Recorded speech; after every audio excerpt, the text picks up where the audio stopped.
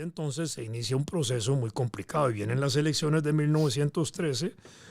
El sistema electoral de la época es importante entenderlo, que dura hasta 1948, era un sistema electoral en el cual se requería un 50% de votos para ser electo, ¿verdad? Obviamente solo participaban hombres, ¿verdad? Hasta 1914 lo que había era un proceso de votación indirecta por delegados. Los electores nombraban entre sí a otros electores solo que eran hombres. los que decidían, por supuesto. Pero ya en la elección del 14 lo que hay es un proceso importante de elección directa por primera vez. Se elimina ese segundo grado, entonces aumenta el número de electores. Claro. Y aún así había que sacar un 50% para asegurar la presidencia. Si ese 50% más uno no se aseguraba, entonces los votos pasaban al Congreso, lo que es hoy la Asamblea Legislativa, para que allí se decidiera el resultado. Los organismos que tenían a su cargo la administración electoral pasaban los resultados al Congreso. Y era el Congreso el que tenía la facultad de aprobar o improbar el resultado. Podía aceptar o anular, digámoslo de esa manera. Efectivamente, llega al Congreso el resultado de la elección del 13. En ese momento no hay una votación mayoritaria a favor de ninguno de los tres candidatos. Aquí están los resultados. El Partido Republicano de don Máximo Fernández, 26.746 votos, que fue el que tuvo más votos. Después le sigue el Partido Unión Nacional, que es del doctor Carlos Durán, con 20.767 votos. Y el tercero, que es el Partido Civil de don Rafael Iglesias, con 16.091 votos. Todo eso suma casi 70,000 votos, Sí. que era la población que tenía capacidad para elegir. Y eso hombres, también es importante porque o sea, obviamente solo hombres, pero también tenían que tener una edad y, si no me equivoco, otras facultades. En esa época todavía se aplicaban criterios excluyentes importantes. Se requería hasta finales del siglo XIX ser mayor de edad, obviamente. ¿Y ahí era cuánto mayor? ¿18 o 20? Variaba, en el siglo XIX variaba la ley de mayoría. En algunos casos 18 fueron muy pocos, lo mayor 21, en un caso me parece que hubo 25 años, pero eran variables esos conceptos. Sí. Había que tener cierto capital, había que saber leer y escribir, en fin, habían una serie, habían condiciones importantes para eso, ¿verdad? Entonces el punto es que ahí con 70,000 personas votantes estamos hablando que eso era como la tercera parte de la población, ¿verdad? Es igual que hoy, ¿verdad? Más o menos. Sí. Entonces, al revés, hoy el número de votantes es casi 2/3 del número de la población, ¿verdad? Porque los menores de 18 años hoy significan apenas una tercera parte de la población del país en términos electorales. Entonces ahí viene el proceso ese, va el resultado del Congreso, porque ninguno saca el 50%, y el Congreso entonces tenía la facultad de discutir los resultados, aprobarlos o rechazarlos, y también tenía la facultad de negociar con los candidatos que habían participado la posibilidad de escoger a alguno de los candidatos. Los que tuvieron más votos. No necesariamente era un problema de escogencia política. No, era un problema potestativo. El poder podía escoger a cualquiera. Del Congreso. Si ninguno había quedado, se puede escoger a cualquiera. Okay.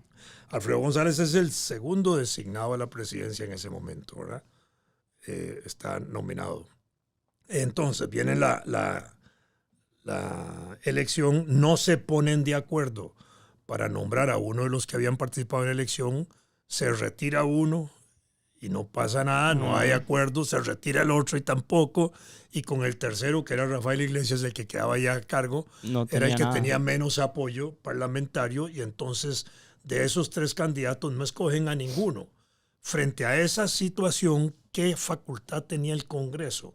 Nombrar los designados a la presidencia, y los designados son los equivalentes a los vicepresidentes actuales, y eso era de nombramiento de la Asamblea Legislativa, y ese procedimiento electoral estaba así hasta la elección de 1948 inclusive, ¿verdad?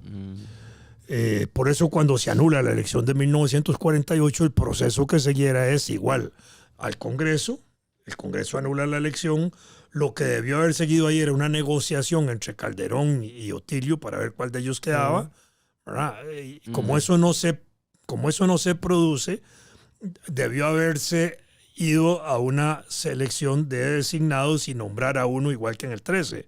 Eso tampoco se produjo. ¿Por qué? Porque el 1 de mayo de 1948 Figueres impide que ese proceso pueda ir a la Asamblea Legislativa o al Congreso de la época, porque se impone como jefe político gobernante, y el 8 de mayo del 48 asume don Pepe, negándole la presidencia a Ulate, pero ese es otro tema. Entonces, ahí, pero es nada más como para que se entienda que ese era un proceso que era válido todavía hasta 1948. Y en otras ocasiones el Congreso acudió así, me parece que para nombrar al mismo Ricardo Jiménez sobre resultados que no había. Por eso Ricardo Jiménez impulsa las reformas importantes. Sí, porque entre eso la reforma del 13. En el gobierno de Ricardo, de hecho en las dos, en la segunda. Es el voto secreto. No, en la primera, que es el voto directo, y en la segunda el voto secreto. Y en la tercera administración impone rebajar el resultado del 50% al 40%. Ah, lo hizo. Lo cual le da mucha estabilidad al proceso político. Y él reformó todo, de hecho, claro, y por eso la placita esa que hay frente al edificio del Tribunal Electoral la han llamado Ricardo Jiménez, ¿verdad?